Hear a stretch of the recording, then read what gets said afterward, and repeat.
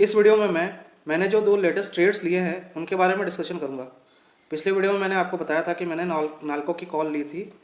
उस कॉल को मैंने कल एग्ज़िट कर दिया और उसको एग्ज़िट करने के पीछे रीज़न ये था कि नाल्को में कल वॉल्यूम बहुत कम हो रहे थे। तो एक दिन पहले जो वॉल्यूम हुए थे उसके कंपैरिजन में कल वॉल्यूम बहुत कम हो रहे थे। तो वॉल्यूम जब कम हो रहे थे तो मुझे थोड़ा डिस्कम्फर्ट हुआ और इसको मैंने एग्ज़िट कर दिया। नाल्को को निकाल कर मैंने डिलीवरी की 480 की कॉल ली है। डिलीवरी की जो कॉल मैंने ली वो 4 रुपये 85 पैसे में ली थी और वो मेरे पास अभी पड़ी है।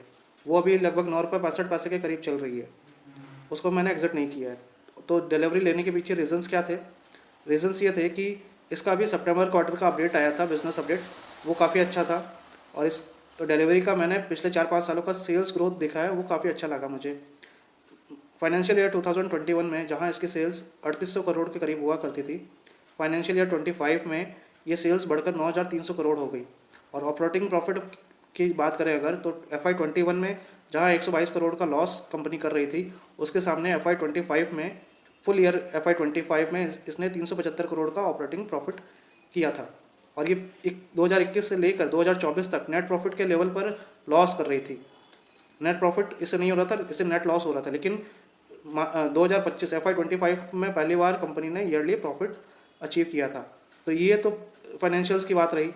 दूसरा ये है कि इसका बिज़नेस अपडेट अच्छा आया था जो मैंने आपको बताया है। और आगे अगर इकोनॉमी में कंजम्पशन वगैरह बढ़ती है और रेट कट वगैरह आते हैं और GST के जो रिफॉर्म्स हुए हैं, ये सारी चीज़ें इस कंपनी के लिए पॉजिटिव है।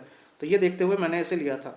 और एक दिन पहले इसमें जो डिलीवरी वॉल्यूम हुआ था, डिलीवरी परसेंटेज की जो बाइंग हुई थी वो काफ़ी अच्छी थी, इसलिए मैंने इसे लिया। हालांकि आज इसमें वॉल्यूम कम हुए कल के कंपैरिजन में, लेकिन फिर भी वॉल्यूम कम होने के बावजूद भी ये ऊपर की तरफ था, इसलिए मैंने इसे होल्ड करके रखा है।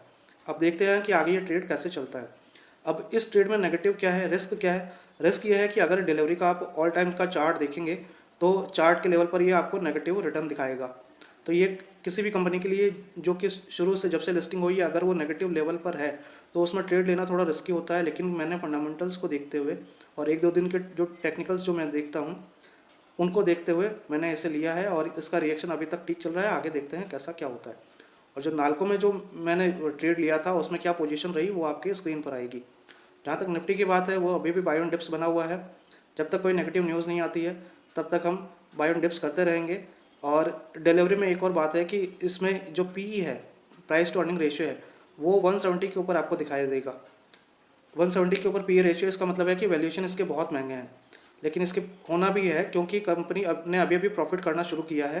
तो इसमें जैसे जैसे ऑपरेटिंग लेवरेज आएगी, ऑपरेटिंग लेवरेज मतलब जैसे कंपनी की सेल्स बढ़ती है तो इसका ऑपरेटिंग लेवरेज डिसप्रोपोर्शनेटली ज़्यादा पड़ता है। मतलब जितनी अगर सेल्स अगर 5% बढ़ी तो ऑपरेटिंग प्रॉफिट हो सकता है कि 7%, 10%, 15% बढ़े और नेट प्रॉफिट भी डिसप्रोपोर्शनेटली ज़्यादा बढ़ता है।